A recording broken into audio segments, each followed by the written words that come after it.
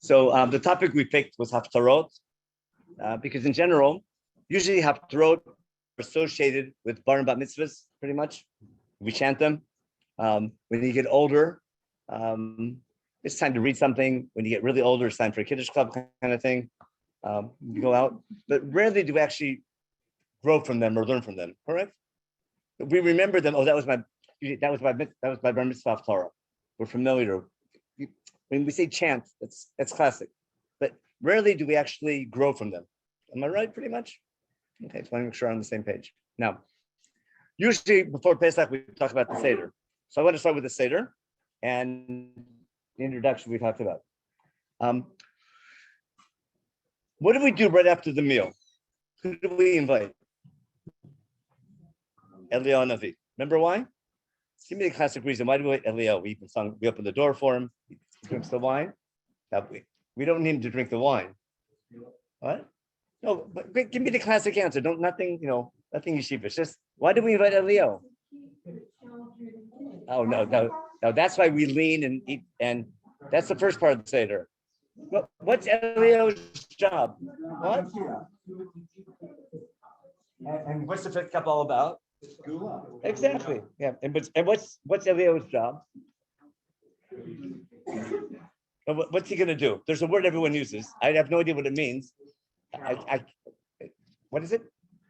Herald or the harbinger? Is it harbinger or harbinger? Something like that. Sounds like someone's last name from Europe. What's it mean in English? Harbinger? Is that how do you pronounce it? Harbinger? He's like proclaiming Messiah coming, and we want him to proclaim Messiah. Okay. Now, that's exactly what I want to sort of counter. Why? Because this after the Seder is over, before the meal, we talk about our past. After the meal, we talk about our future. That's classic, right? And why do we invite Eliyahu? Because we want him to declare Mashiach's coming. And what's Eliyahu's job basically? To bring Mashiach. Now, finish the song for me. I'm sorry, open up your Haftarot. What does that have to do with Haftarot for Passover? Well, Shabbat HaGadol, which is the intro to Passover, is this Shabbat coming up. So we want to get thing, and that's why we don't need source sheets tonight. We're going to save a couple trees. Page 1220. Yeah, 1220, Shabbat HaGadol. Yeah. Okay. So the Haftarah begins at 1220.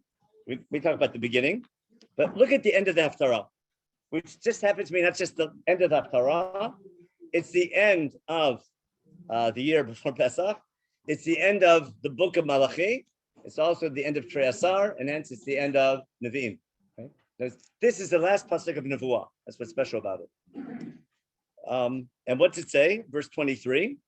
Hinei anochi sholach lachem et Eliyahu Navi. That's the famous song. Lifnei bayam Hashem hagadol v'hanora.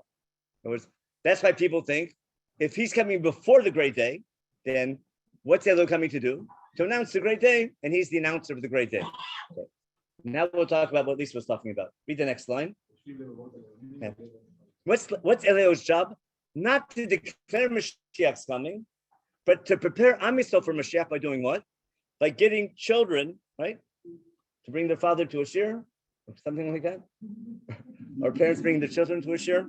The idea is that to bring people back to God. Now, who's the Ab in Pshat? Who's the father and who's the son? We're not talking Christianity. We're talking Judaism here. Who's the father and who's the son? Hashem is the father, right? And the children we are the child. And therefore, what's Eliyahu's job? To facilitate proper repentance.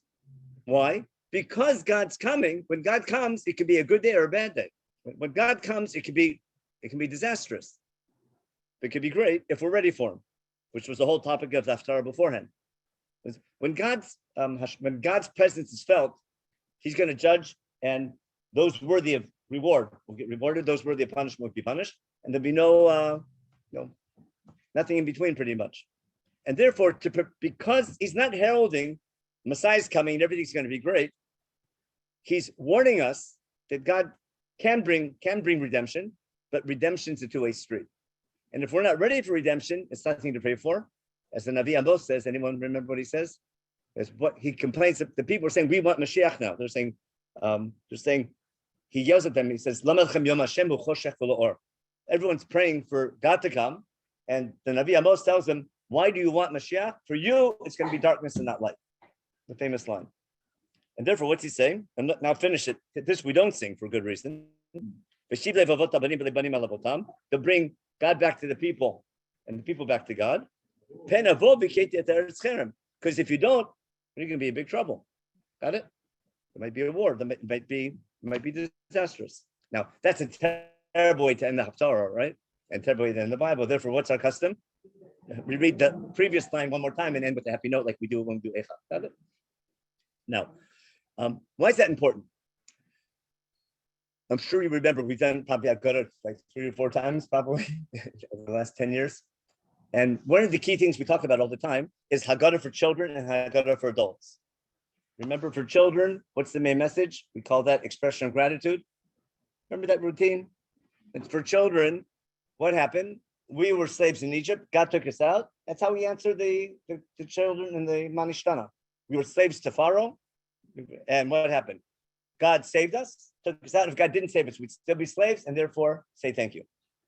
Now go to the Afikoman. And then we switch to the adults and we have a very different message.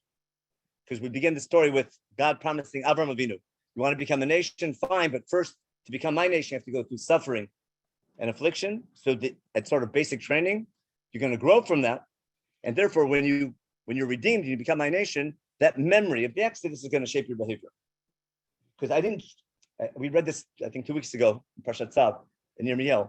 God tells the people, or Yirmiyahu tells the people, I didn't choose you at Mount Sinai because I needed people to feed me. Remember Yirmiyahu said, who needs your sacrifices? Well, Malachi in a minute is going to say, God does. We'll see in a minute. All the prophets are almost giving the same message. Who needs all those sacrifices? I didn't pick a nation to feed me. I paid a nation. I chose a nation to represent me by acting properly, by being God's model nation in their individual and national behavior. And it's wonderful to bring a sacrifice to remember your relationship with God. It's super important. But when you think the main thing God wants is sacrifice and prayer, and that doesn't transform into good behavior, you miss the whole point. That's what they all scream. And finally, we get to the last Navi. And what's he missing? He wishes he's missing the sweet smell of the korbanot. Remember, he's missing the good old days where korbanot meant something. Now, how come Malachi all of a sudden is so pro korbanot?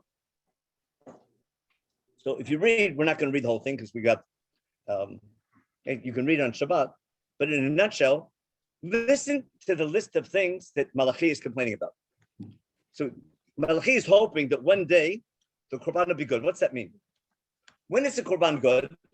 When the korban is accompanied with proper thought, when it's transformative.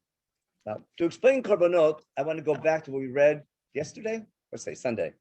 Was in Parshat Chodesh yesterday? What did we read about? We didn't read about a new moon. That was like the side thing. What was the main commandment that God gave Moshe Rabbeinu in Parshat Chodesh? What was the main commandment? Say that better? Someone said something good. What'd you call it again? No, Korban Pesach. You're right. Your father's right. First, he tells Moshe Rabbeinu. Yes, it was also Rosh Chodesh. That's right. You're both right. Okay. We had 3 Sefer Torahs yesterday, right? We read from Rosh Chodesh. We read and Parshat Chodesh. But Parshat Chodesh, that's a law. The first law for the people, capital P, is HaChodesh Ezelechem. The first law for the people, small p, is Pesach. Understand what I mean? I'll try to explain. Are some people holier than others? What would you say? Well, if you have a capital P, then some people are holier than others. If it's a small p, everyone's equal. Who can explain what I mean? P with a capital P means what? Leave it alone. America. We the people. Capital P? That means a nation. But remember the people on the bus go up and down? That's the small p. Those are individuals. Therefore, a people, God separates a nation and gives them a job to do. A nation, not Kedusha doesn't mean holy, it means being separated in the service of God. A nation can have a special status. So a people is chosen. No individual in Tanakh is ever called Kadosh. Yeah, no one's called kadosh. I'm pretty sure. You hear him? You don't hear him. No one, but no one's called kadosh. Have you? Except the Isha. Yeah. No, that the lady with Elisha calls the Nabi. He's kadosh, but the Tanakh never calls anybody kadosh because individuals are not kadosh. Even the Ariya kadosh is kadosh. That's rabbinic terminology. The Bible, but a nation is called kadosh, isn't it? Shabbat is separated. Now, you said the nation of Israel has a law of beginning the year in the spring, but the people of Israel, their first commandment is to do what? What you call a Korban Pesach, right? Now, I want to use that to explain sacrifices, because Pesach is never called a Korban. Can we do that short ever? That was another option. Okay, so I'll give a short version. We'll have one for next year. Why do people call Korban Pesach Korban Pesach? Tell me why. You said Korban Pesach, didn't you? Everyone says Korban Pesach. Why do you call it Korban Pesach? No, because it's a Korban, right? Now, but what's every Korban have? What makes something a sacrifice? What's every sacrifice have?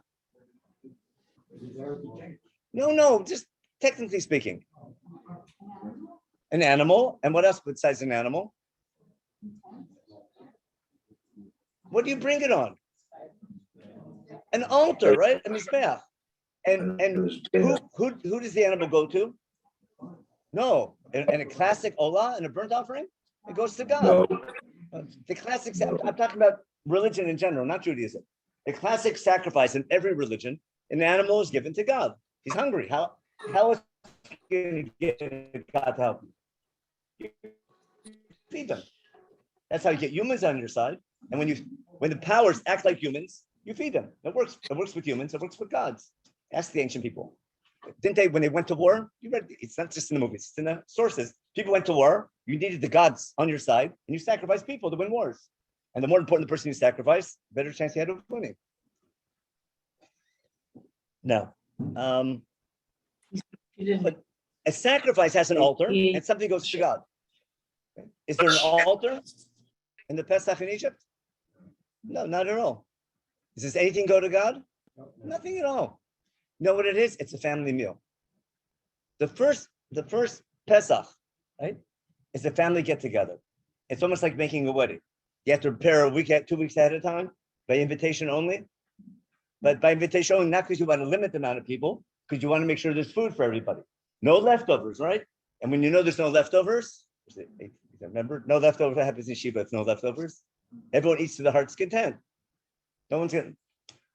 And you have the best meat. No boiled hot dogs, only barbecued. Remember? All the laws we read about, we want to make sure that this is a sit-down meal, properly dressed. Remember? Don't come in your PJs and something. Remember? All the laws are not about a sacrifice, they're about a family meal. Now, what happens when you sit down to a family meal? Pretty much the same happens when you go to shul. You talk, right? Especially during Haftarot. It causes conversation, and that's when things happen. Slave people are just told what to do. All of a sudden, you sit down to a family meal and you have a conversation. The question is, what do you talk about? But ideas develop and families built. The first, the buzzword in Parshat HaChodesh we read yesterday? I'm sure it's probably 7 times, give some magic number, but a lot of times the word bayit, isn't it? It's about the Jewish home. Now, what's that do with korbanot? In my opinion, the first Pesach, which is always called Pesach. In fact, the main word, the verb that comes all the time is la'asot, to do it. You can check it out if you're bored one day. La'asot Pesach. It's in also, everywhere you find Pesach, you have asiyah. But when you're making the Pesach, you're doing something, you're involved. And when you sit down to this meal, you're involved and you have a conversation and you build your home. Now, we want our home to be a home that God is present.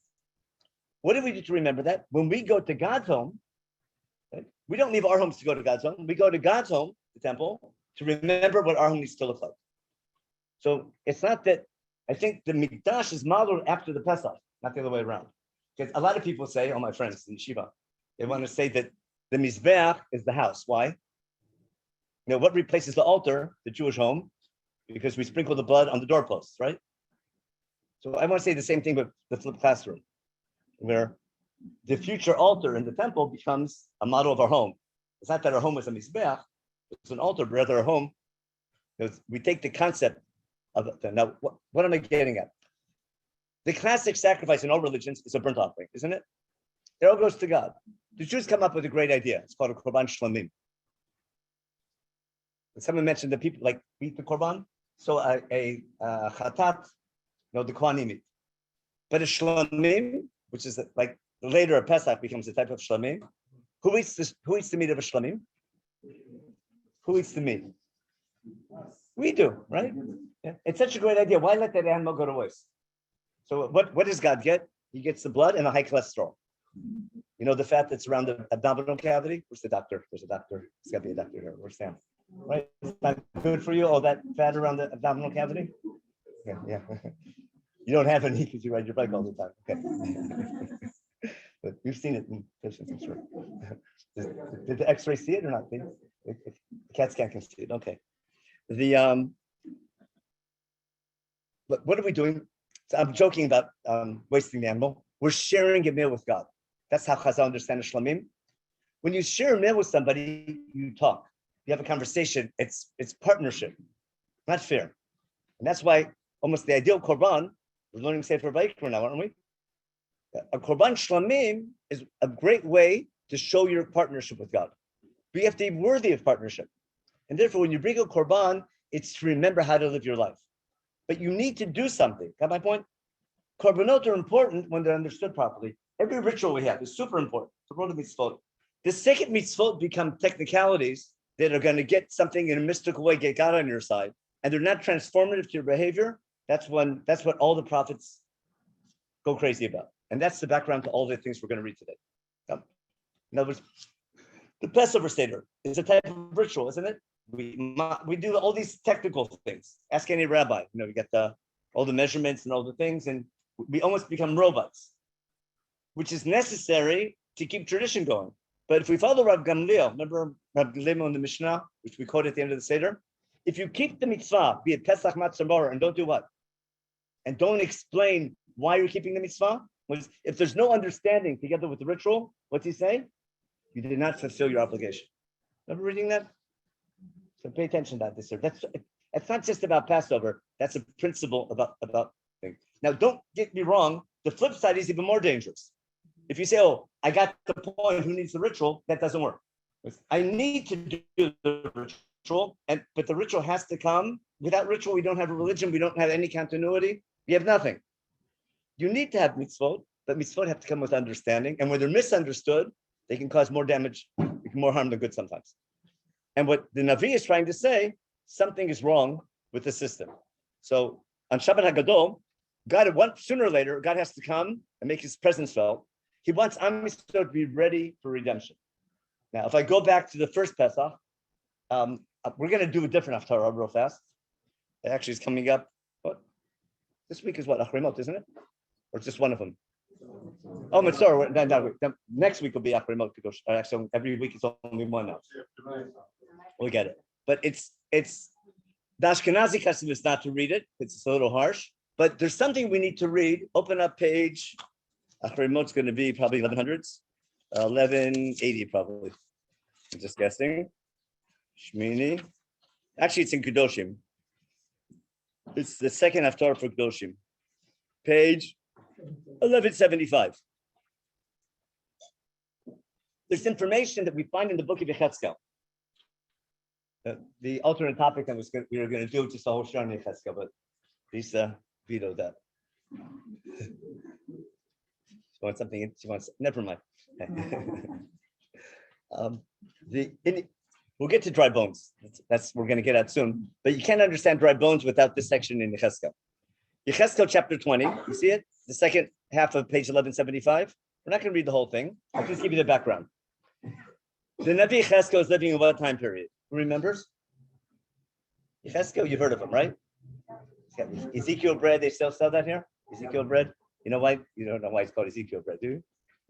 In chapter 4, when as a symbol how bad the people are. He lies on his side for almost a year, eating, we'll read what he eats, but eating all these seeds and all these crazy, and everyone's making fun of him.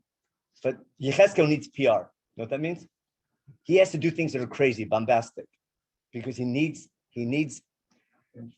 attention. He needs PR because he has to be on record, because no one believes what he's saying, because he's predicting the temple will be destroyed. And he's saying you're not going back to Israel like everyone's hoping. Everyone who was in exile with Yechezkel, with Mordechai's grandfather, remember?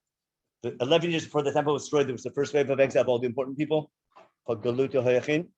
So that whole group was with Yechezkel in exile, hoping within a couple of years they're coming back. How bad could it be? So we got a little like punishment. We're coming back soon. And all the false prophets say, yeah, we're all coming back. And Yechezkel telling them, no, you're in for a long stay. Now, in the beginning of Haftarah, a group of elders come to Yechezkel and they beg Yechezkel, beg God, we want to go home. They beg Yechezkel, Doresh, demand from God, we want to return. Pray for us, Rabbi. And Yechezkel says, you know what God said? Yes, you don't deserve my help. Instead of giving you good news that Mashiach's coming, I'm going to throw the book at you and tell you why you don't deserve redemption. So just skip to Pasuk Daled. Actually, Pasuk Gimel was cute. He says, Ben Adam, tell the elders of Israel and tell them, this is the word of God. He's quoting JFK. You want God to work for you? He says, no. Remember that one? You're working for God. You're begging the Navi to get something from God? No, tell the people, God's demanding from you. You don't have the right to demand from God. God's demanding from you. And it says, judge them, be harsh on them, and tell them how bad they've been, not how bad they are, how bad they've been since when? Since they left Egypt, since even before they left Egypt. And then Yechezkel gives this whole history that before we left Egypt, God was hoping that our redemption from Egypt would be an easy ride. And then he says, we were so bad in Egypt before the plagues began even. And even during the plagues, we were such a low level. You've heard about the 49 levels we were at. It's in the Midrash, but it's all based on these psukim in Yechezkel. He has reminded people how bad they were before they left Egypt. So this is what Yechezkel tells him. We can skip now to, in Pasuk Vav, he says, I lifted my hand out to redeem you. And in Pasuk Zayin, V'amar lehem, here's what I told them 400 years back, before we left Egypt. In verse 7, Pasuk Zayin. V'amar lehem, ish could say nav hashlichu uv'gulei misema titamo ani Hashem lekechem. I told you, get rid of your bad behavior, get rid of your Egyptian God, get rid of your Egyptian culture, get ready to turn over a new leaf to be worthy of my redemption. And what happened in Pasuk Het? V'amruvi, they rebelled against who? Against God. God gave them an opportunity for redemption to be easy, and they rebelled against God back in Egypt. Remember Parsha Vayera, he says that's the detail of what it means. Not they listened, they didn't obey, and they had a good excuse because they were slaves. But they could have been ready, they weren't. And the people didn't do what? They didn't get rid of their bad ways. They didn't get rid of their Egyptian culture or gods. God was this close to wiping us out in Egypt. There wouldn't have been redemption at all. So why did God save us? That was the Joker card he had. But Aslam Shmi, God's reputation. That's always, we say that in davening all the time, don't we? That way we don't say tachlim now for months. But as Reino of Var Kvod Shemecha, what's our strategy in davening? We might deserving your help, but hey, we're turning to you and we're praying to you. If you listen to our prayers and save us, you'll look good. So do it. We don't deserve it. Do it for your sake. It's the biggest theme in when we pray to God. So Yechezkel sent the people telling us, way back then you didn't deserve redemption. I redeemed you anyhow because of my name. Now, in light of that, that explains why we have this family meal. Why do we need Pesach in Egypt? Because what would happen if you didn't bring the Pesach? What's it say? What would happen in Makat Bechorot? So did God need the blood on the door to know who's Jewish? Give me a proof that he didn't need to know that. Did God differentiate between Jews and non-Jews in any other plague? Over and over again, he says, right? So God knows who's Jewish. Even in theory, I could have proven that, but in text, we can prove that. What does God need to see? He doesn't need to see who's Jewish. he needs to see who's worthy of redemption. And therefore, the first Pesach is doing what? Is a chance to show God, I'm willing to turn over a new leaf. I'm willing to reject Egyptian culture. And therefore, what are the symbols of Egyptian culture that are family meal? What's the theme of this Thanksgiving dinner? What are we talking about? Are we going to eat Egyptian bread? Remember, chametz was the symbol of Egyptian culture. Remember, they had that minister in charge of baking in his government, the Tharofim. Egypt was known, it's known, look in Wikipedia. Who's a beer drinker? Anyone drinks beer? Yeah, Egyptians. They made it, right? Bread, baking, they're experts. And to all their gods, they only brought chametz to their gods. And we're exactly the opposite. All year long, we never bring chametz on the mizbeach. But on this family meal, no chametz, right? What else? What animal do we eat? The same animal that we said before, if we brought in Egypt, they'd stone us. Okay? Eating the sheep, some type of god of theirs.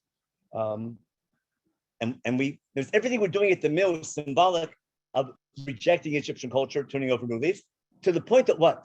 If chametz is a symbol of Egyptian culture, if you follow the rabbis, we read it yesterday also, the first time, we read yesterday, 7 days you eat matzah. Remember? Shivatim matzah?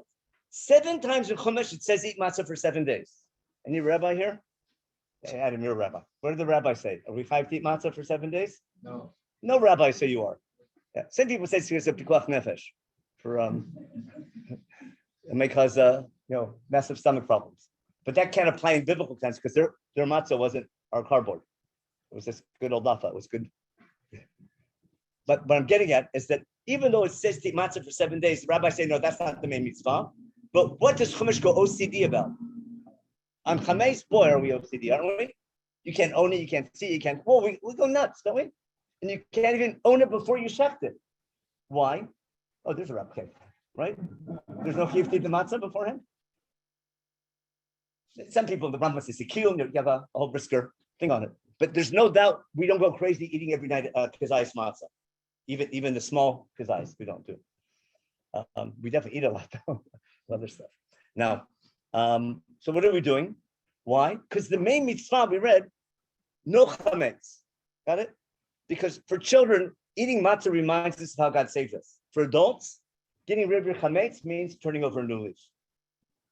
And every spring we have a renewal. It's almost like spring cleaning, chametz time. And getting rid of your chametz represents getting rid of what you name what's bad. Pick your hashkafa. In any hashkafa in Judaism, something's bad. Got it? Sometimes it's opposite things, but you're Jew, you're in the service of God. People have different doctors give you different, but they all agree they want the patient to be healthy, or at least get the insurance premium. But they all have a common goal. They argue how to achieve it. Agreed? And therefore, all the rabbis want you to be a good Jew. What you have to focus on, what's good behavior and what's good Jewish behavior. So ask your local rabbi. But part of getting ready for Pesach is taking that act and becoming a better person again. And we always need time to introspect and understand. Now, that's exactly what Shabbat HaGadol was about. That's Haftarot. So God's hoping, just one line, go back now to, do you understand why we read Yecheskel Perach HaBet? It'll be the introduction to dry bones in a minute. Just I want to conclude with 12:20 again. It's just the first line. What's the Navi complaining about? Okay. Well, on page 12:20, God's waiting again to have the offerings of Israel, because when an offering comes with meaning and thought, it's wonderful. The analogy I think we always bring when you bring flowers, right? Remember, if a husband brings flowers and it expresses a real feeling, it's wonderful. They're nice. If he's cheating and he's doing it as a cover-up, well, it depends how pretty they are, the flowers, okay, and how much. But she'll throw them out, right?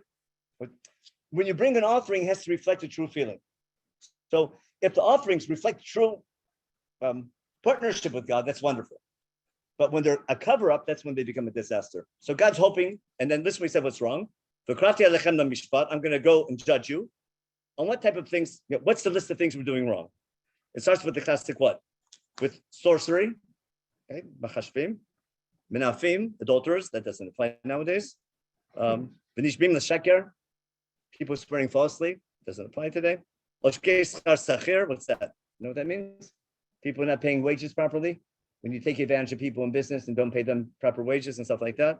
Never happened. Almana v'yatom, and they'd also take advantage of widows, orphans, strangers, migrants, and they don't fear me. That's what God's complaining about. Basically, people have no fear of God, meaning they can get away with things and they think God doesn't see. Because God says, I haven't changed. Basically, he throws the book at their society. It's primarily, he's not saying, how come you're not bringing me korbanot? Saying, I want korbanot, but the korbanot can't come if society is looking like that. It's the same message all of them have, so he really doesn't go against them. And he gives a whole list of his complaints about them. Then he's saying, enough is enough. I'm coming to judge you, and I'm sending Eliyahu. Why? To help you do tshuva. So that when God does come, right, you're ready for it. That's a very different understanding. We're praying for Eliyahu to come, so things would be great again. To make Israel great again, it's more than just having Eliyahu come. It requires, proper behavior and proper education. So that's I'm saying the message of Malachi in Shabbat HaGadol is the same message of getting ready for Chametz. That's number one. Okay, now, the first day of Pesach, we read from Yeshua. See that? Now, who can tell me why do we read from Yeshua Parakeh on the first day of Pesach? We quote Yeshua at the Seder, don't we? Remember, we quote Yeshua when we talk about Terach was the idol worshiper. We quote from the speech of Yeshua gives in Perach Avdallah. Yeah, but why first day of Pesach? Because what happened? We just brought Korban Pesach coming out of Egypt. We just read about it. And the second year they do it like a short one. But the first time we bring Korban Pesach after leaving Egypt, right, in the land of Israel is going to be when they cross the Jordan River. And what did they do before Korban Pesach? They do Brit Milah. Now, do we ever do the share how the two were connected? Wait, what did Korban Pesach and Milah have in common? Okay, explain, Sam, what you mean. I don't want to cut you off. Okay. What? There are the only two positive commandments: doing nothing and getting in trouble. No marriage jokes, but that's what happens all the time. Yep. You get in trouble. It doesn't make sense. You do something wrong, you get punished. You do nothing, you get punished. But why is it? Correct for those two are a consequence of what? A bad. You have a chance to enter a covenant because Brit is a covenant. If you have a chance to enter into the covenant and you don't enter the covenant, then the consequences you're out. If you what do you call it? So Brit Milah makes sense because that's a covenant. I can't say Korban Pesach. It's Passover, bringing the Pesach sacrifice. Is there any covenant involved? Yeah. Which one? What you mentioned earlier, that Brit Ben Abtarim. Brit Ben Abtarim. Pesach is thanking God for keeping his promise of Brit Ben Abtarim, which was the first covenant God made with Abraham. Remember, the time was God's name Yud Kevavke. Brit Milah was God's name Elokim. And there's two covenants in a nutshell. Brit Ben Abtarim is our national history. God watching the nation, watching our history. Overseeing. Remember, Anochim Magen Lach. We talk about that every day in Shemona Esrei, our first blessing. Right? God says, I'm going to watch your history. I'll watch over you. I'll protect you. But it's going to be long and enduring. And you have what to fear. Remember, don't worry, Abraham. I'll protect you. But there's what to worry about. You have a long, enduring history, but I'll be there for you. But there's a purpose in your suffering and a purpose in your history. Be aware of that. So entering this covenant to be a member of God's people, Brit Milah is more individual. God's name is Elokim. And how does Brit Milah begin? I want you to try to perfect your behavior, to be straightforward with God. And then, remember, the covenant is, I'll be your God, you're my people. The reminder, was circumcision is simply a reminder, an oath break. Explaining why my men are more challenged, they need the reminder. I'm sure we did that one time. You remember, I think. I don't. Okay. In a nutshell, Brit Milah is not about circumcision. Just like the rainbow covenant is not about rainbows. God's covenant with Noah is about no more floods. But we're living now in a world of God can't destroy. He wants man to fix his ways. And the reminder of that new covenant of Noah after creation, that no more starting over, but we're living in a world of fixing things, is the rainbow. And Brit Milah, we're God's people. He's our boss. We're his people. We have this eternal relationship. We have to be perfect. Our reminder relates to the fact that we have to have children. So the men need a reminder, but that's an oath brit. The brit itself is, I'm your God, you're my people. Now, Is there a law that ties the two together? What's the law? We're going to read it on sometime in Chalamoid. Zot Chukat HaPasach. The only two mitzvot that I can't bring Pesach if I didn't do Milah. No other law likes that. It makes sense you have to keep them, but you're not allowed to bring Pesach if you don't do Brit Milah. It's the end of chapter 12 in Mishpot. What's the logic? The logic is if I don't take the personal commitment, I can't be a member of the Jewish people only as a national. I can't just identify with, I did the army, I'm part of the Jewish people. You have to be committed as a person as well. You have to have an individual identity as Jewish and a national identity. Now, there's a really awesome story, which is really complicated. Remember when Moshe begins his journey after the burning bush to come back to Israel and back to Egypt to redeem his people? There's that incident at the hotel. Really strange one, isn't it? But with all the complexities of it, bottom line, what's happening? Moshe is on his way to fulfill Brit Ben Abtarim, and guess what happens? Moshe is challenged with what mitzvah? With Brit Milah before he can fulfill Brit Ben Abtarim. Got that? That's what's behind. That's under the kishkas of that story. And then we have the law when we come out of Egypt, and now in Sefer Yeshua, that's the Haftarah. Got it? So what we cross the Jordan River. God orchestrates that we come into Israel at the same time of the year in the spring. And what do we do? Remember, we crossed we crossed the Jordan on what day? On the 10th day. Just exactly what day? The same day we took the Korban Pesach. Remember, on the 10th and checked to the 14th. And then we have 3 days of preparation. And what do you do for 3 days? We have circumcision of everybody. And then we bring the Korban on the 14th. And we're going to model what happened coming out of Egypt. But again, in the Haftarah and Yeshua, we're reliving and redoing, we're restarting. Got it? Because it should have happened the first year with the first generation. How come the first generation didn't make it? Even though they brought the first Pesach, it just didn't work. God tried and tried and tried. Remember?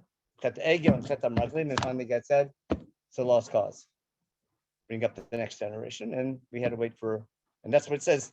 The Cherpah from Egypt is not going away. We finally got over that challenge of being stuck in the desert. Now we're ready to become God's nation. And that begins in Sefer Yeshua. So it's a meaningful Haftarah for first day of Pesach. Got it? I'm saying if you want to study that Haftarah, it's not just, it mentions Korban Pesach. Actually, then it's the Korban already. But the first one is a family meal. In the future, it's in the Beit HaMikdash, and we have a Pesach. Now, you should know something. There's a bit of a machloket, if you like Bible stuff. In Sefer Shmot, Pesach is a family meal. Got it? It's not a Korban. In Sefer Dvarim, where do you have to bring the Pesach? Only in Jerusalem. Correct? And Chumash is adamant. 3 times it says, when we read about Pesach in Sefer Dvarim, don't even think about bringing it home. Only b'makom asher yivchar Hashem. You have to bring it there, you have to eat it there, you have to stay overnight. 3 times it talks about it, because that's the big theme in Dvarim. So I like that argument between Shmot and Dvarim over where should you go for the Seder. Okay? Should the Seder be at home, right? Like the classic Seder. The whole family comes, everyone together in the home, and it's a home thing. Or do you go to Yerushalayim or go to Israel or go to a big hotel program? Yeah. So basically, Am Yisrael, half of us keep Shmot, half of us keep Dvarim. Got it? So Am Yisrael keeps both. But I think it's important, put it this way, even if you don't go to Yerushalayim, got it? In my opinion, the Seder at home is Sefer Shmot. The Seder in the big program is Sefer Dvarim, and they're both important. And everyone should have a little bit of both. Got it? But you're not missing out if you do either one. You have what to be thankful for. But our home Seder is more like the original Pesach than anything during the temple period. So there's a lot of good about it. The idea of preparing a meal, you understand the idea of the preparation beforehand, invitation, everyone sitting down, properly dressed, the whole thing, and conversation that comes with it. You should know something. People appreciate even more now. Nowadays, whoever sits down to a family meal, everything's fast food, quick, checking everyone with their phones. So many people are looking to become religious now because of this idea of Shabbos without a cell phone. It's like we take it for granted, but people who don't have that are almost jealous of us to have a day like that. Now, so that's for Pesach. Now we have to get to our main topic, which we only have 10 minutes for. The famous Haftarah for Pesach, by the way, I'm not going to talk about second day Haftarot for political reasons. Okay. The truth is, if you come to Lisa Shir on Tuesday, the Haftarah we read on the second day of Pesach is exactly the topic in Sefer Shmuel.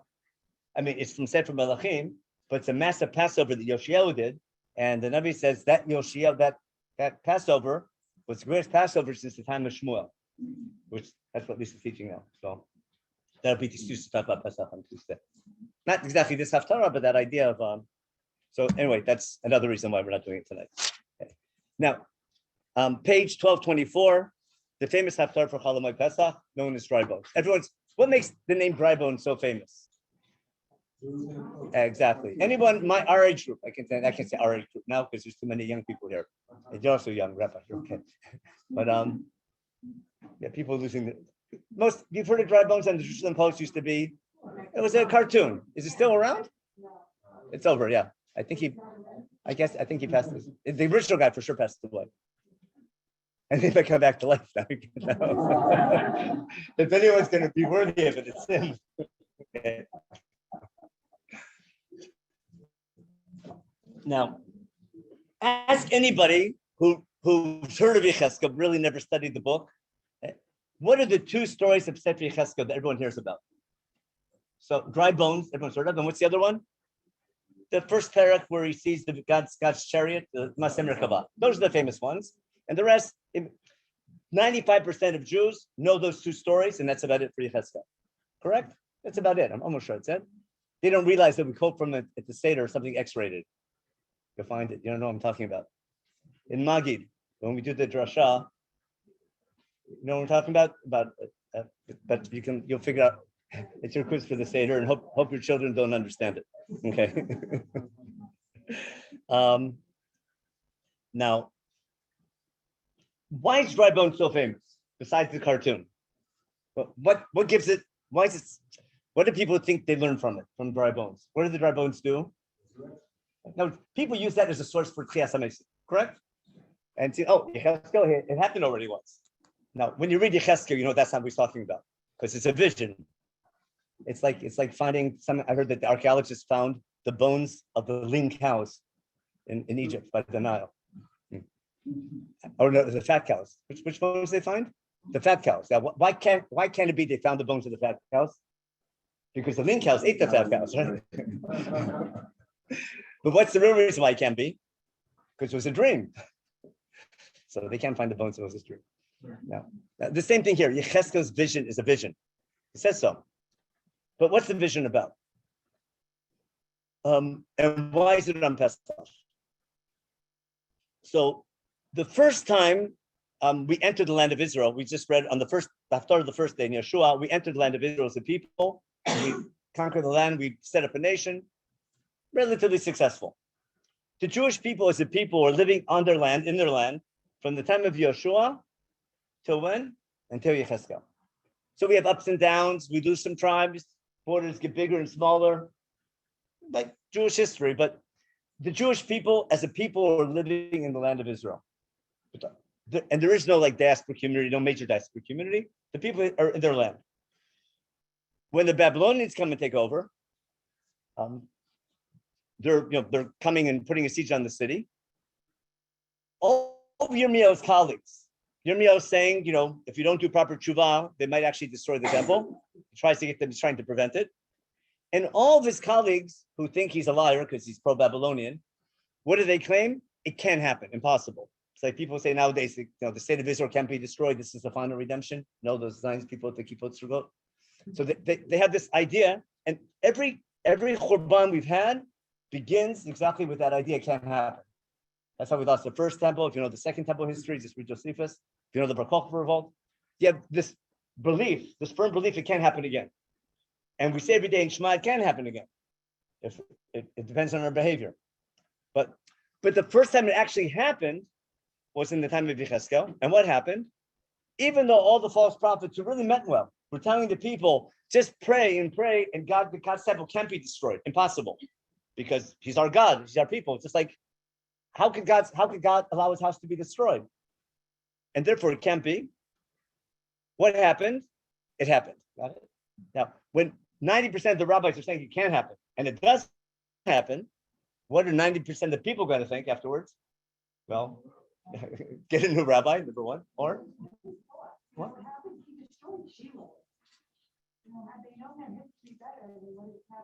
Yirmiyahu talks about that. Yirmiyahu chapter 7, how does he begin? He says, what are the old prophets saying? Hechal Hashem, Hechal Hashem, Hechal Hashem. As the Hechal means a permanent structure. They have an answer. Shiloh, that was temporary. That was a portable thing. Didn't have permanent. It didn't have a permanent roof. But the temple, that's permanent. That's a Hechal, not a Mishkan. That's exactly what all the Parshim say. And he's making fun of them because that's all they're saying. That's their hashkafa. Hechal Hashem, Hechal Hashem, and he says, La Menachem Hechal Hashem. It's not. That's exactly what he's attacking. That idea. Now, so Yecheskel now has a big problem because all of his colleagues, people against him, we're telling people it can't happen. Yecheskel knows it's going to happen. It didn't happen yet, but when it does happen, if 90% of the rabbis think it won't happen, it does happen. What's the big fear? That people lose hope altogether. Now, and once it did happen, Yecheskel's biggest problem is, can there be recovery? Got it? It's Yecheskel's biggest challenge. And that's why God's message to Yecheskel is, I call it be a shul rabbi. Meaning what? You're going to give a speech and no one's going to listen to you. But you got to give the speech every Shabbos. You understand? And almost the same thing God tells Moshe, go to Pharaoh and tell him, but he's not going to listen. But I need it for the future. Meaning, Yecheskel needs PR. Means Yecheskel has to be on record. So when it does happen, what can he say? I told you so. And therefore, God, the first 2-3 chapters after he sees that decision, God tells Yecheskel, I think 5 times, go to the people, they're going to hate you, they're going to make fun of you, but tell them whether they listen or not, and they're not going to listen, but you got to tell them. And that's why he's got to do things that are so bombastic. The sky's falling kind of stuff he comes and saying, I saw God's, he has all these visions. He does crazy things like eating Ezekiel bread. It's mixed in with decrement to read this story. It's like really crazy things he does, but he gets attention because, and God tells him, you have to be on record because everyone thinks you're crazy. But when the temple is destroyed, what will you be able to say? I told you so, and it's recorded. They didn't have tape recorders then. They don't know what tape recorders are.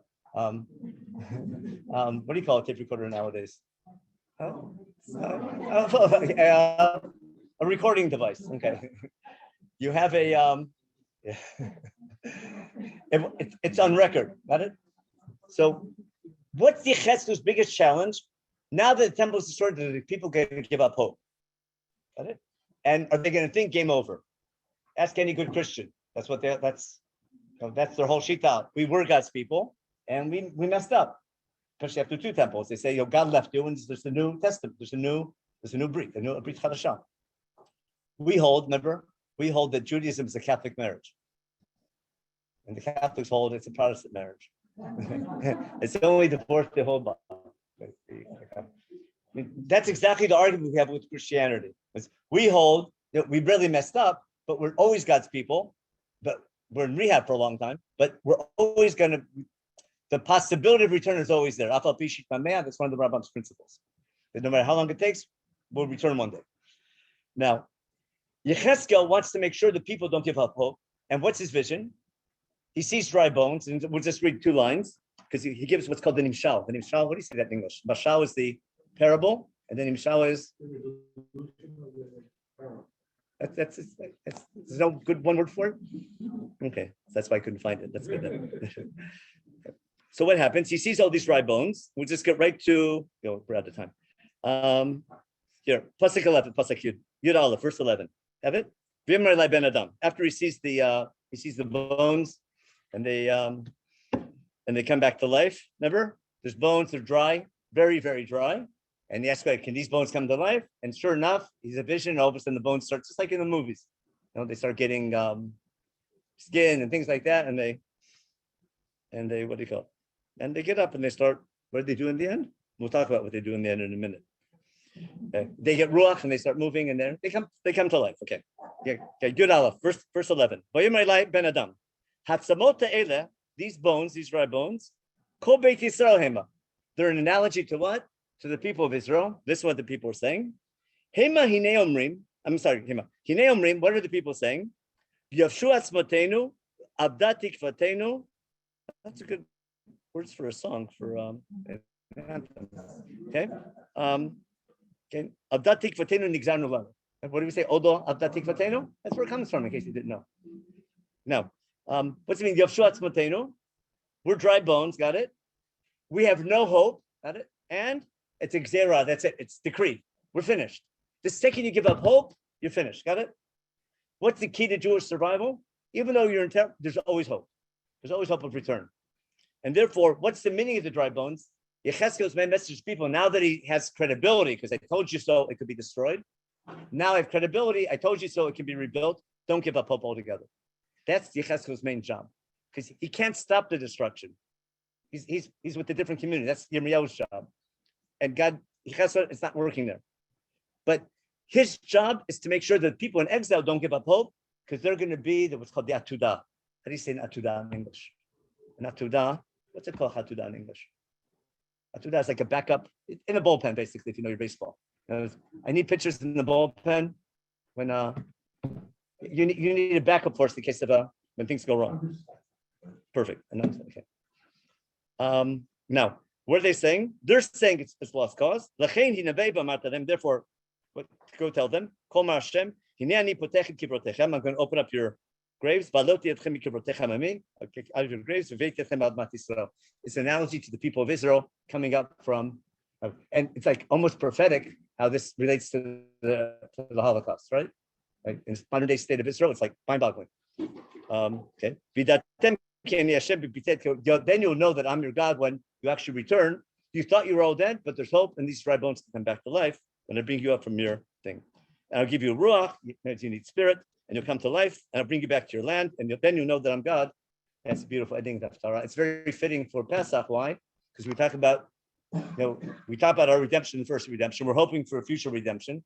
We're in exile, at least up until 100 years ago or so, and we're hoping. Now, what I want to end with is a beautiful chazal. The rabbis in Sanhedrin talk about, they ask the question, because they don't take it literally, but they pretend to take it literally. And the question they asked, what happened to the dry bones who came back to life? What did they do?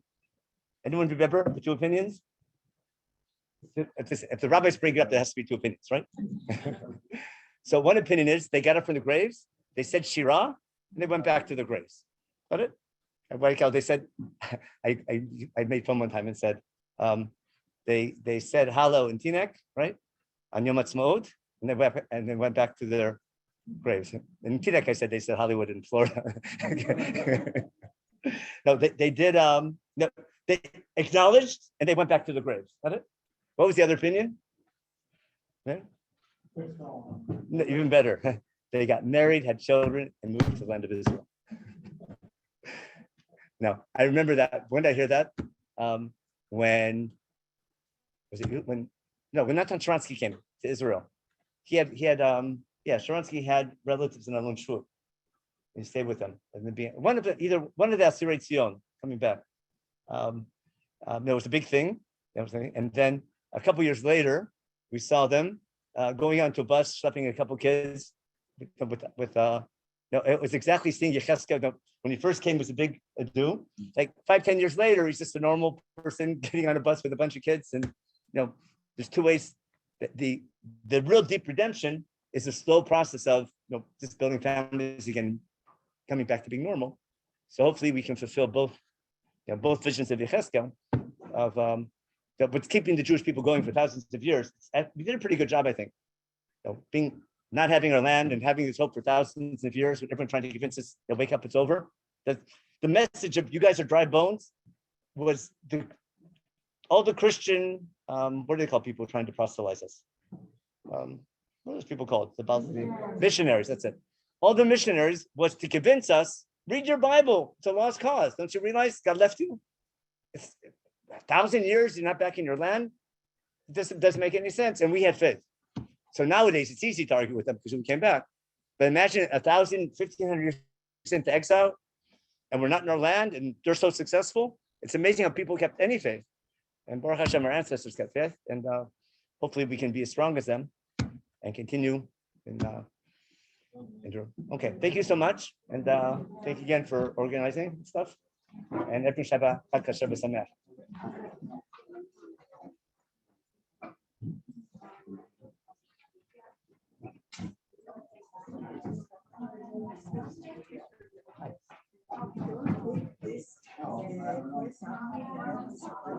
There's no Shabbat Chol Hamoed this week. That's right. You said we don't have Shabbat Chol Hamoed. That's right. That's a good point. I made a mistake. The year's over. This year we don't have Shabbat Chol Hamoed, so we're not going to.